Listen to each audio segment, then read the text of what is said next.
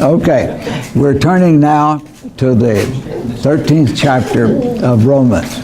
We're talking about one of the controversial passages in Romans, and that is about civil government. And the point we have made is that basically God instituted civil government to keep the peace. I think somebody back there had the message on it, and Peterson says order, to keep order, and that's what you said, isn't it? Sorry, what? That I'm sitting in a new place, so it's a whole different lesson. that in the message, Peterson used the word to keep order. Right. God likes things in an orderly way. Yeah, and that's what I mean by peace. Now, the reason I use the word peace is that you had the Pax Romana, and that was one of the brags of the emperors, that they brought peace. Now, Paul, and again, I learned this from N.T. Wright, much of his teaching was subversive to Roman rule, because he insisted that Jesus is Lord and not Caesar es Dominum. And that was the point of the empire-wide persecutions of Christians, was that Rome wanted them to say that Caesar is Lord, and Christians could not and would not, because Jesus is Lord. But even that, Paul saw a function for civil government, no matter how bad it was. They did have some positive function. And as I'm going to say this again until you can say it in your sleep, the only thing worse than a bad government is no government at all. Anarchy is one of the worst things that you can live in. I've recounted my experience as a 15-year-old buck private in the Texas State Guard, helping put down a riot in Beaumont, Texas. And you can't imagine how destructive and that kind of anarchy is. Been exposed to that in the headline news about Ferguson, Missouri. And the thing is that people riot against racial injustice and things like this, and yet they burn down and destroy the property of the people they're supposed to be rioting for. They do it to themselves. Yes. I can remember in '68 when Martin Luther King was assassinated, whole sections, like the Watts section of Los Angeles, were burned to the ground. It's almost as if when you release people's socialization and their respect for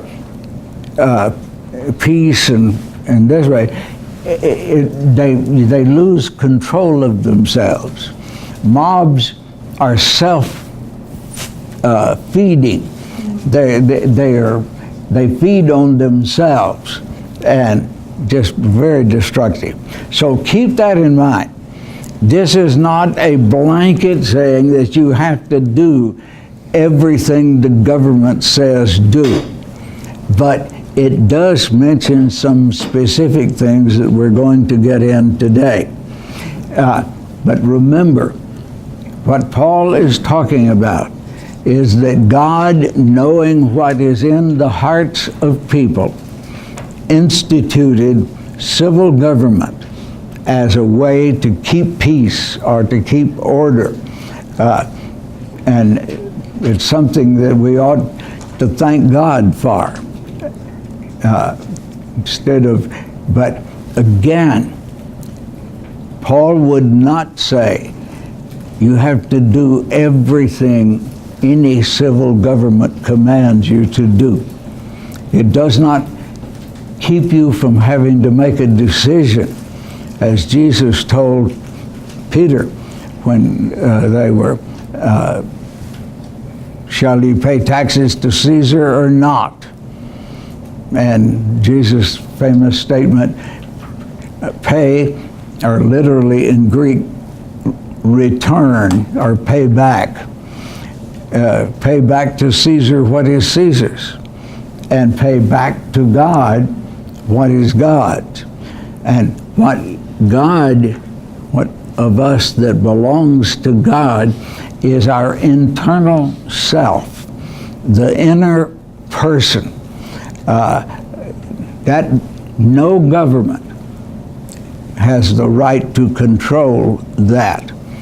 God alone has control over who we really are and our inner self.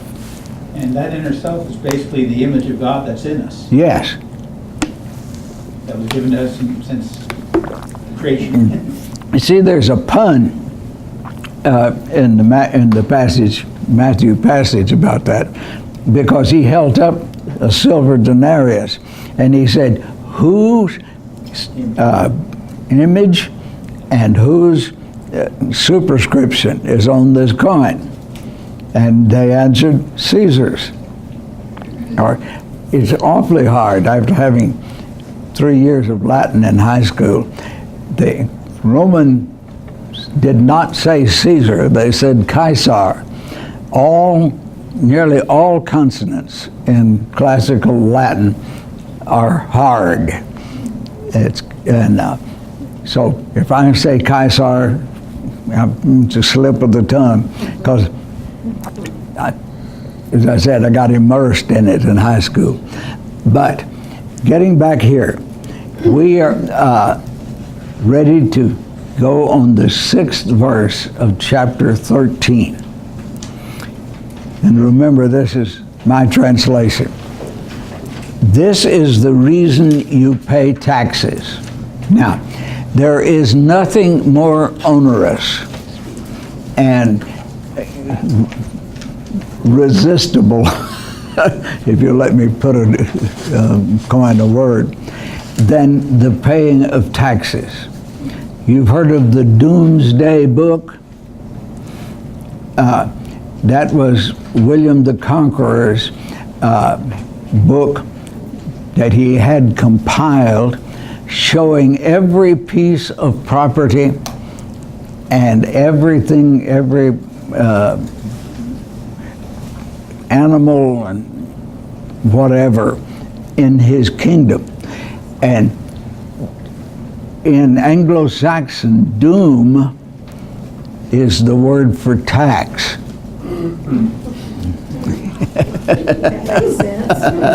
Pay your doom. Pay your doom. Yeah, that's death and taxes. Yes.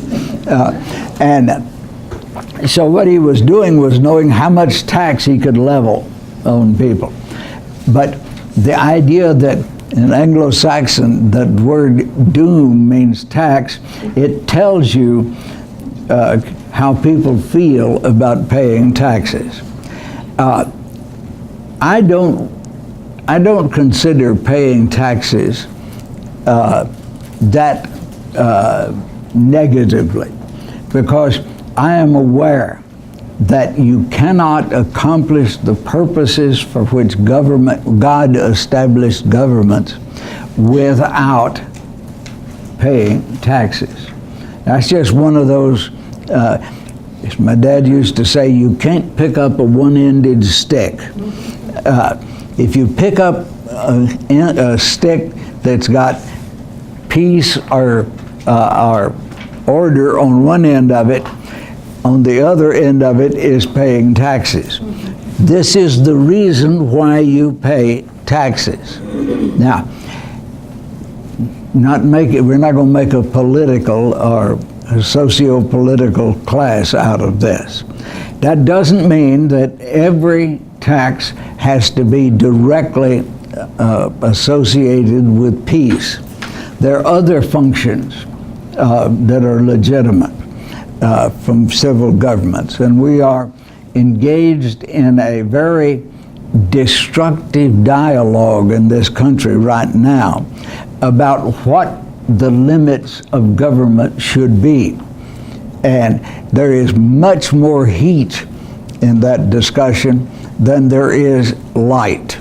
I grow so tired of people trying to out-yell one another in their political discussions.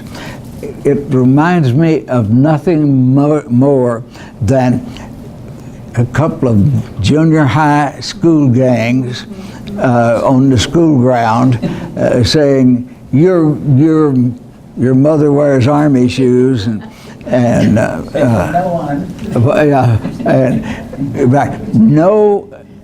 no rational discussion at all. I debated when I was in high school. When we're here early in the 90s, Paul Bruner and I, a friend, we evaluated high school debate. We said who won and who didn't. And so I know about what debate is.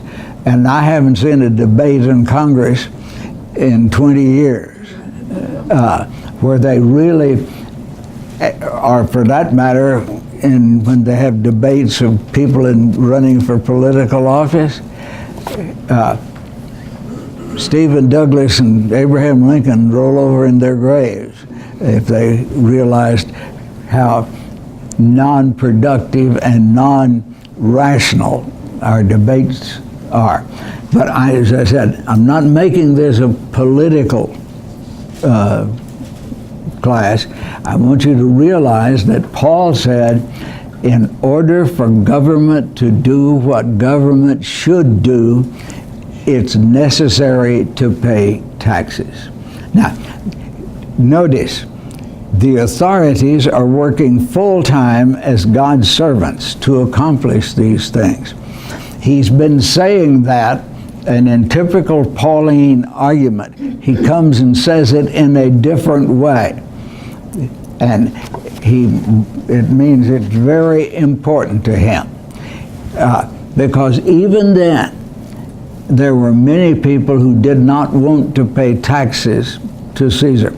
In fact, one of the root causes of the Great Jewish War in 66 to 70 AD was over whether or not Jews ought to pay taxes to Caesar. And the Zealots said no. And finally, they prevailed on enough Jews that ill-fated and destructive and horrible war ensued. Okay, give everyone what you owe them. Now, the word owe, what does that mean to you? What's the essence of owing? A debt. Well, I'm talking about what? It's rightfully theirs. What? It's rightfully theirs. That's the point I'm making. It is rightfully theirs. That's what they have a right to expect. It's the same word, or it's in cognate of the idea of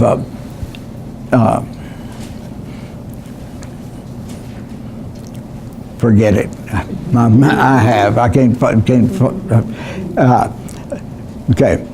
The person you owe taxes, pay taxes.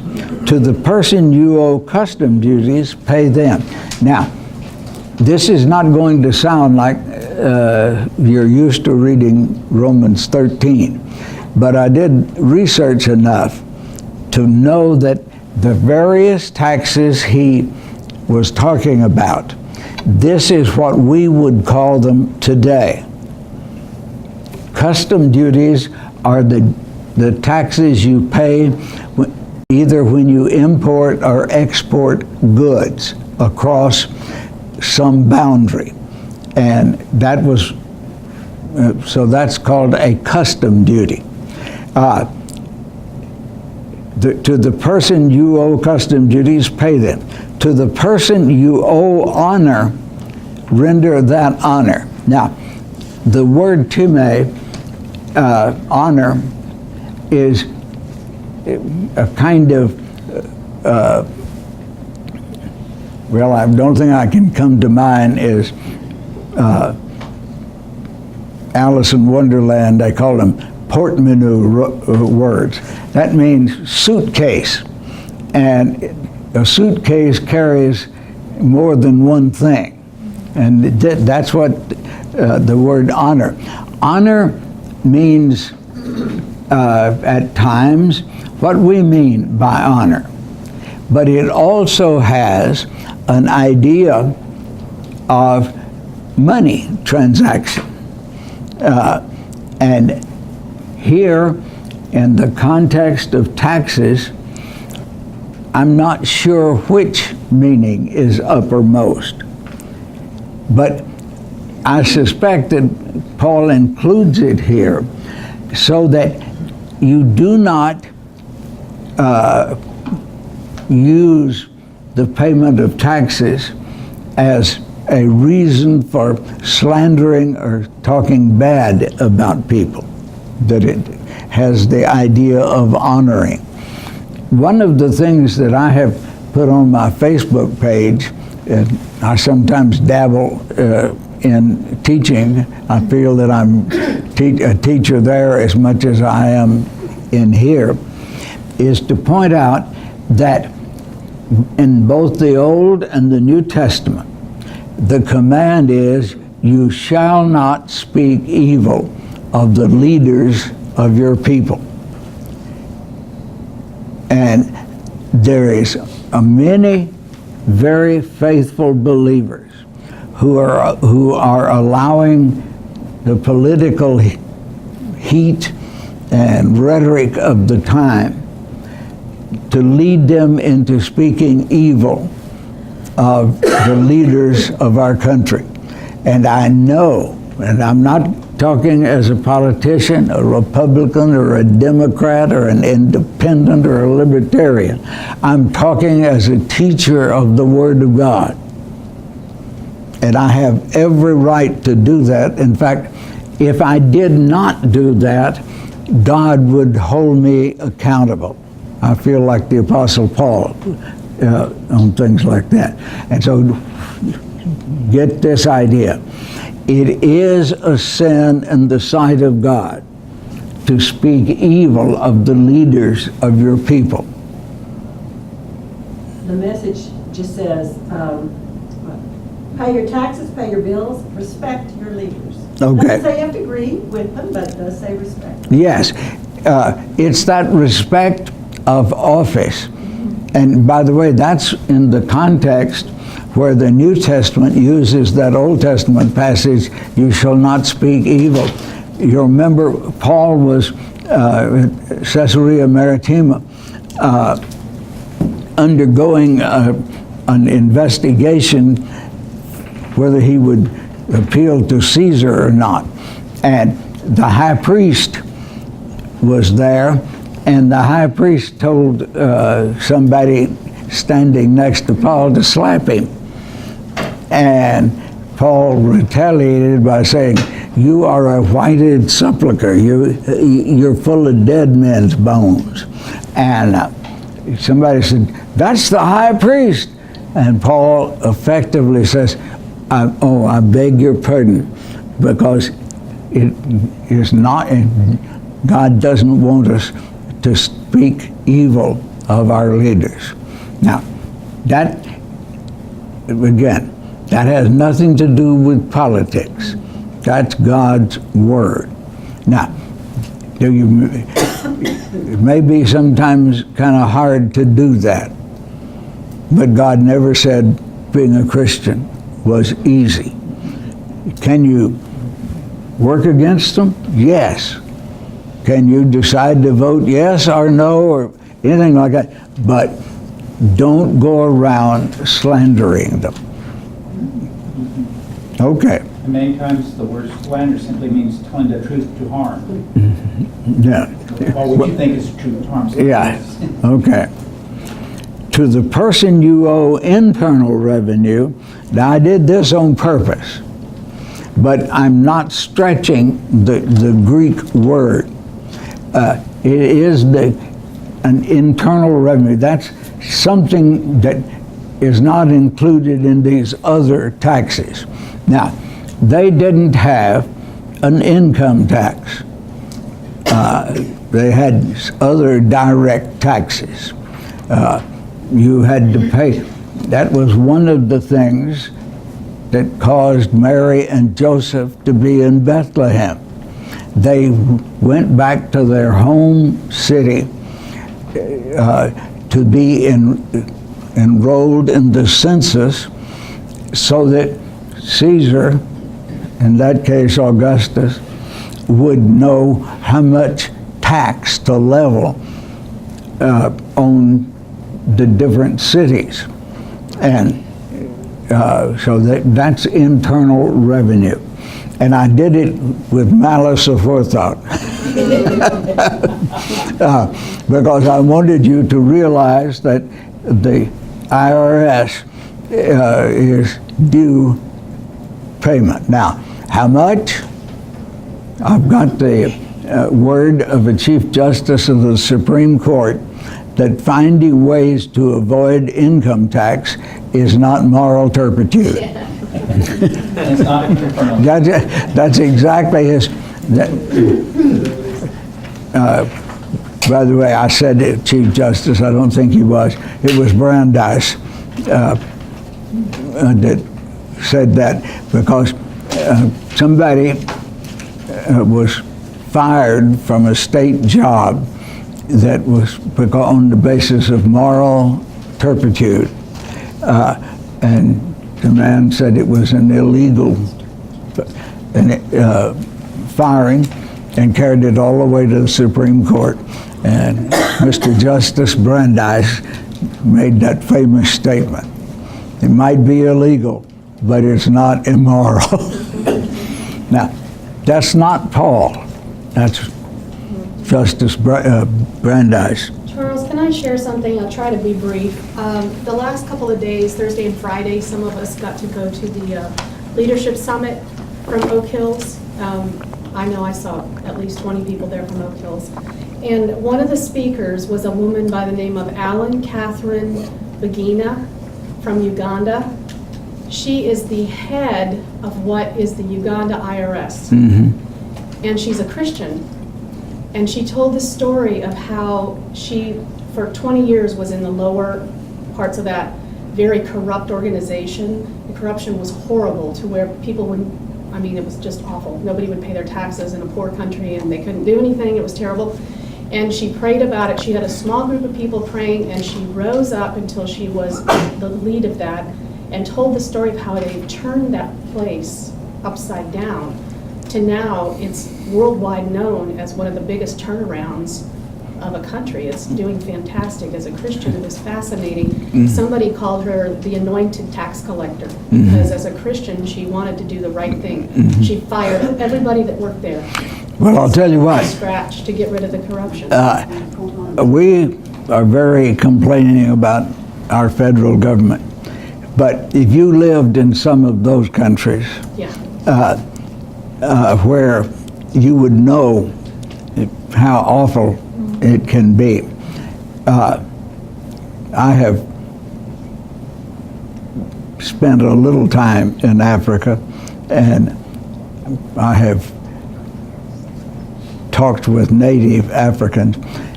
Had a delightful time coming back from Africa one time. I was flying Zambian Airlines, and they landed and refueled at Banjul, the Gambia. And on the return trip, picked up a young lady who was in their, what would be Department of Commerce. And 2 years before she had come to the United States with a $2 million worth exhibit. And the idea was, these are the kind of goods that we can furnish you at the prices. She packed it all up, put it on I don't know, FedEx airplane or something, some one of the freight airlines, and they lost it. And they couldn't, she flew back to the Gambia, and her boss said, find it. And he said, or we'll take it out of your pay. So after 2 years, she found it in a store, in a warehouse in Miami. And she was flying back because her boss said, you fly in the plane. Don't fly, passenger. You fly in that cargo hold. And that's what she was going to do. And I learned a lot about, she was very well educated, very personable young lady. And that was my learn more about the Gambia. Until I landed in it, I didn't even know there was such a country as the Gambia. Okay, let's go. All right. Now, Paul is not changing the subject all that much when he comes to the next pericope here. And it's entitled Brotherly Love, because what he's doing in Romans 13 is beginning, and it will go through 14 and be part of some of the rest of it. And it is the changes in your world vision and your lifestyle that are necessitated when you become a follower of Christ. One of the things that we have, because of our peculiar history in this country, we have not really thought about how, the change that's necessary. And people are always saying, well, things are going bad and this sort of thing. But all they're doing is becoming more like the world has always been. I maintain that we've lived in a fool's paradise for a couple of hundred or more years in this country, when we had a country that at least supported most of the moral and ethical principles of Christianity. I deny that we've ever lived in a Christian nation. I never have seen a Christian nation, and would know what one looked like if one came along. But he's saying, look, my fellow believers, when you accepted Christ and you owned him as Lord, and because of that, God put you into his new covenant people. That is not a transaction that stops with your faith and baptism. It is that's only the beginning of it. You've got to change every relationship in your life, because you are now, well, remember what he said in Romans 6, you have died to the world. You did that with Christ. As Christ died, you have died. As Christ was raised to walk a new life, we have been raised to walk a new life. And so we have choices to make, and it's choices in every aspect of our life.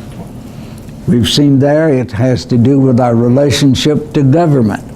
Now it's internal relationship. We talked about internal revenue. Now it's internal relationships.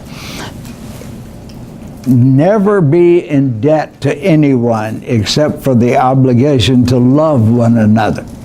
Now, years ago, I spoke at a lectureship in Benoni, South Africa, and my job was to say, to lead the thinking about what Christian fellowship looked like, what it was.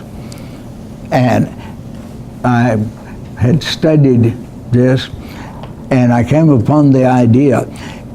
There's a Greek word, allelus, which means one another. And if you go through the New Testament with a Greek concordance and sort out all the things that where this word is used, you will have a picture of what Christian fellowship means. It's the mutual obligations that we have for one another. You owe it to me, and I owe it to you. He said, love one another. That's one of those things that distinguishes a Christian. I thought our brother this morning in preaching brought that out real well. Because did you notice what he said, how he described the spirituality, the high level of spirituality was in direct proportion to how much you loved. And I would agree with him. The passage he quoted from John in Jesus' discourse in the 17th chapter, you people will know that you're my disciples if you love one another. And that was one thing that characterized one of the ways in which the early church combated the empire-wide persecution was by loving one another. Augustine, I think it is, tells about a case that happened in North Africa where he was raised. Had what undoubtedly was some form of bubonic plague, Black Death. And all the governmental authorities fled and went to secure places where they weren't in contact with these people that were. They didn't know that it was fleas off of rats that were causing it, and even in where they holed up, it didn't escape. But the only people that stayed and nursed and took care of and fed and bathed and, if necessary, buried the people were Christians.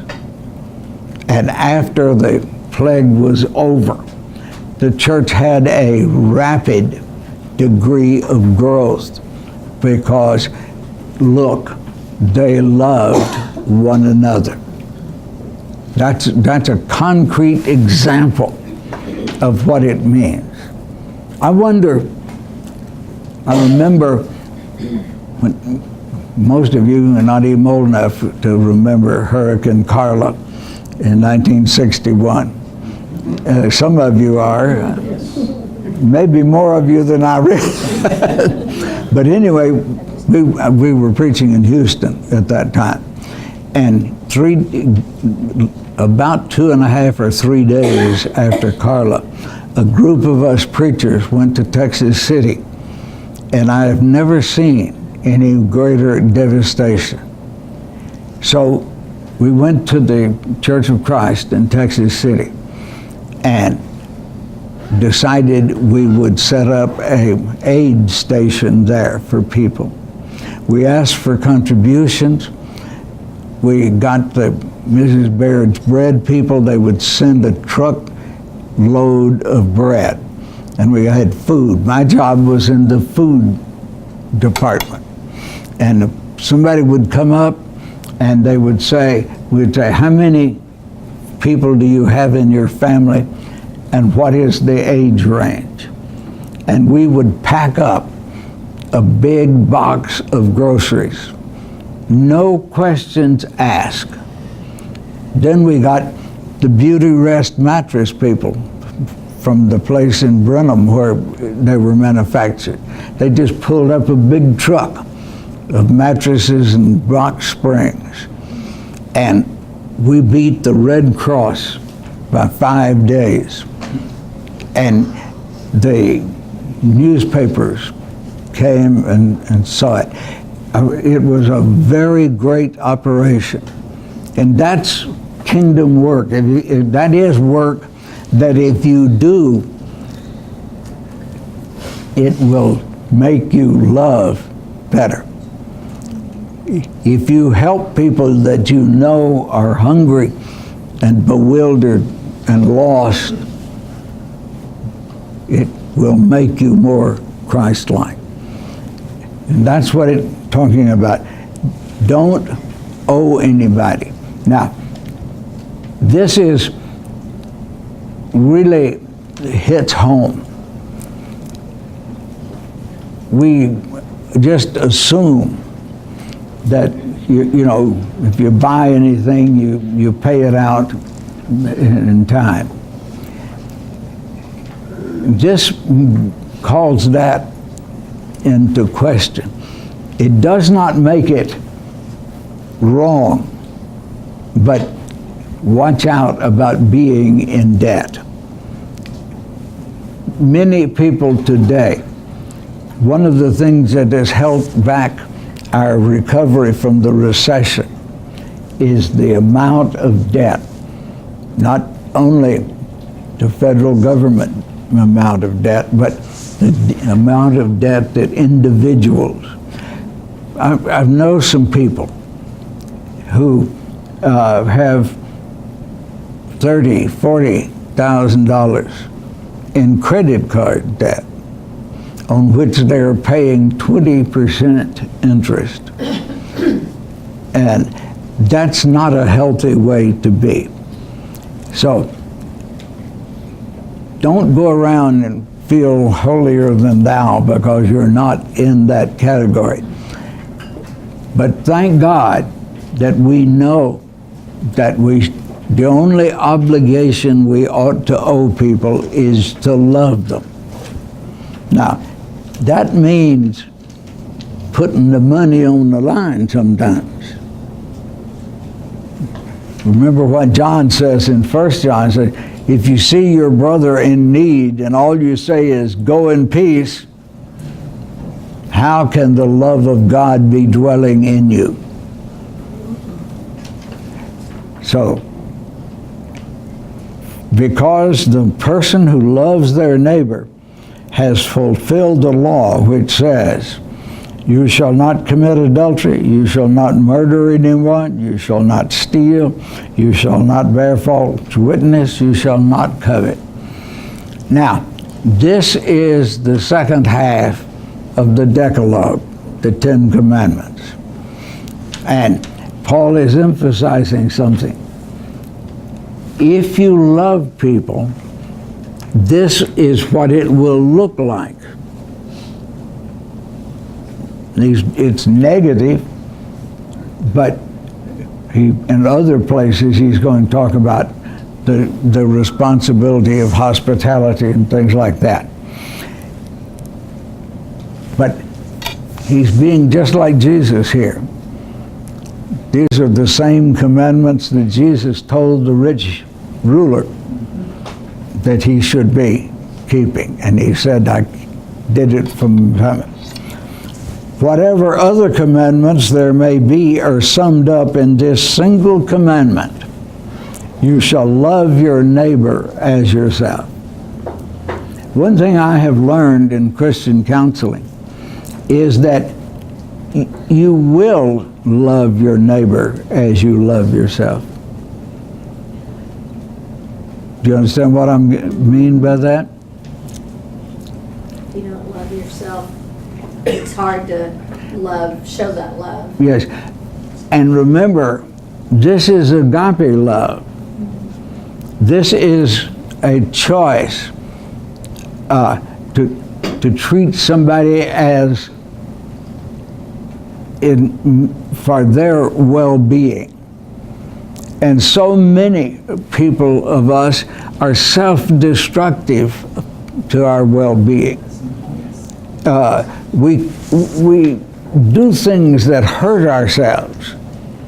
We were listening on radio,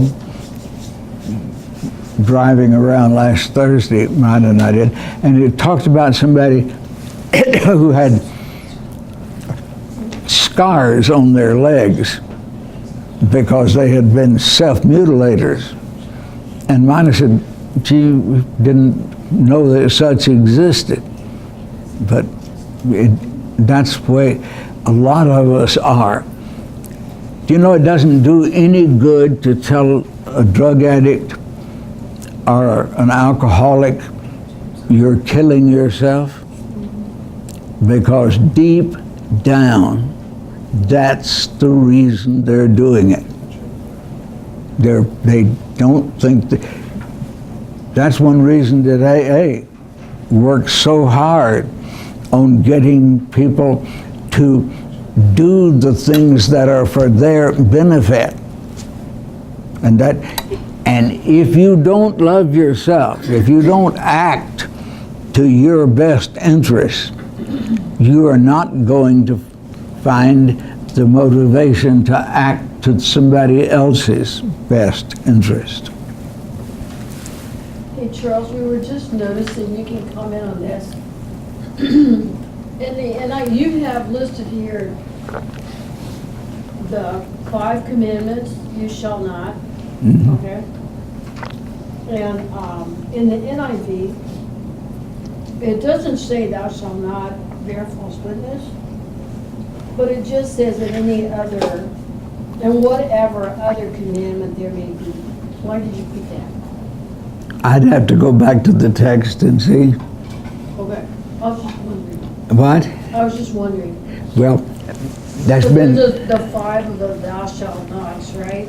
That you listed there? yeah. I would have to go back and check, and I'll do that, Linda. All right.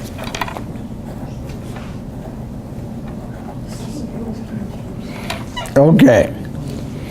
Love never wrongs one's neighbor. In other words, he says it positively, and then he says it negatively. Love never harms one's neighbor. Thus, love is the complete fulfillment of the law. And again, Paul is almost paraphrasing the teaching of Jesus. I remember the old 60s song, what the world needs is love. Well, yes, but not the kind of love they were hymning about. It is not eros that Paul is talking about here. It's not the love that feels good to give and to receive. Now, I am not saying eros is wrong, because eros is a gift from God. It's just not what he's talking about here. Okay. Now, the best I can tell, Paul does kind of change gears right here. Carry out these injunctions because you know the crisis that we are now in. Now, what crisis were they in? Many modern scholars used to do more of this than now, said that they expected the return, the parousia of Christ, to come almost immediately. Now, the fact that some believers in the first century did I don't think this is what Paul is meaning here. Nor do I think that's what Paul means in 1 Corinthians when he says, because of the crisis, it's better not to be married. What do you think the crisis is that they were facing? Persecution. What? Persecution. Yes. I really believe that. And remember, Paul, within probably 7-8 years of writing this, he and Peter were put to death in Rome. Okay, this is, I had heard your interpretation, but the message has a much more down-to-earth, practical one for us today. Make sure that you don't get so absorbed and exhausted in taking care of all your day-to-day obligations that you lose track of time and doze off. That you lose track in taking care of your day-to-day obligations, that you lose track of time and doze off. Okay, that's one of the places where I think Peterson is more of a poet than he is. Yes, but I think that today we don't generally feel as persecuted, but we do tend to get very busy, at least I do, with all of the things that are going on around me. And he was talking about it today, lots of work, but not the love that he wanted going up. Okay, I think that I'm going to be careful here. I always hate to be on the opposite side of as good a scholar as Peterson is, but I think that Paul, and this translation I'm doing has led me more and more. For example, when I translated the Gospel of Luke, Luke has a theme that runs through him and puts it in the mouth of Jesus, and I'm sure he said it. There's a bad day a-coming. And after I translated that and translated the other Gospels, which also have some of that theme in it, I came to the conclusion that the bad day he was talking about was the destruction of Jerusalem. That I know that in the so-called little apocalypse, he was talking about that was the main thing that he was talking about.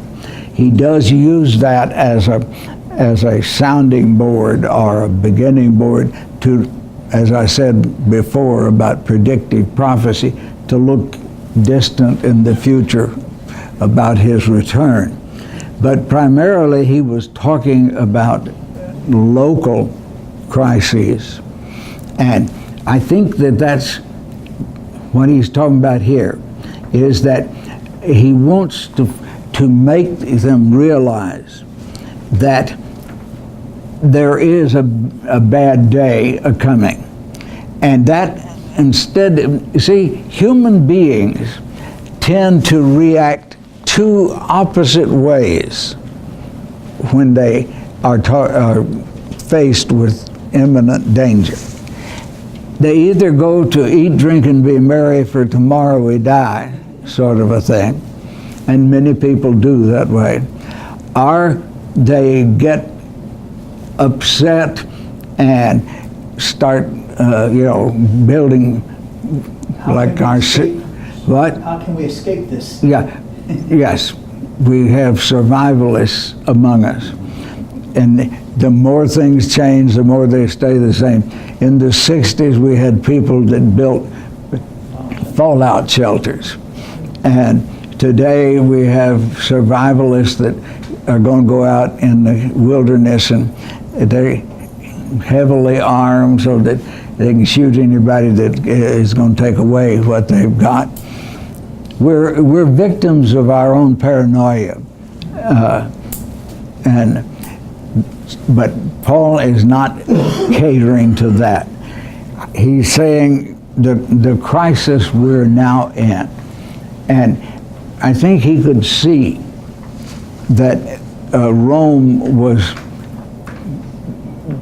coming to the point where they were going to persecute and kill Christians.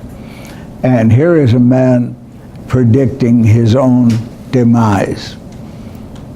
And I'm pretty sure that that's what he's talking about. If you, kind of to paraphrase Paul, if you think otherwise, God will show you what's right. I tell people today about so-called climate warming, which, by the way, I believe is true. But there's one thing about it. Many of you will live to know whether it's true or not. I doubt that I will live that long. I don't know, though.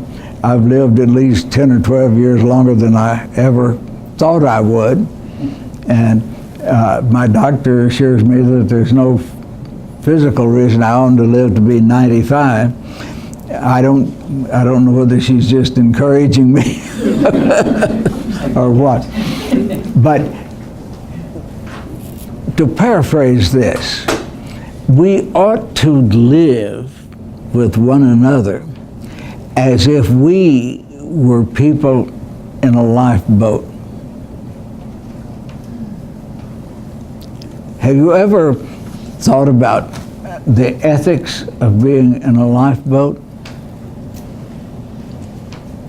There was a movie, I think it was called Lifeboat, and one of the backgrounds of Christian ethics taught in the New Testament is that we're in a lifeboat together, and that imposes obligations on us.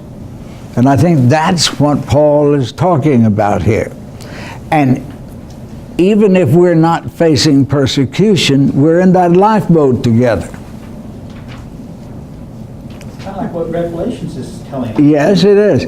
That we have the obligation to live as if we are or were in a lifeboat. And I'm going to stop right there. That is the best interpretation of the idea that I can give you, is we're in a lifeboat, and lifeboat ethics are, because we do not know, I'm going to paraphrase Jesus again, we do not know either the day or the hour, so we ought to live as if it were going to happen tomorrow.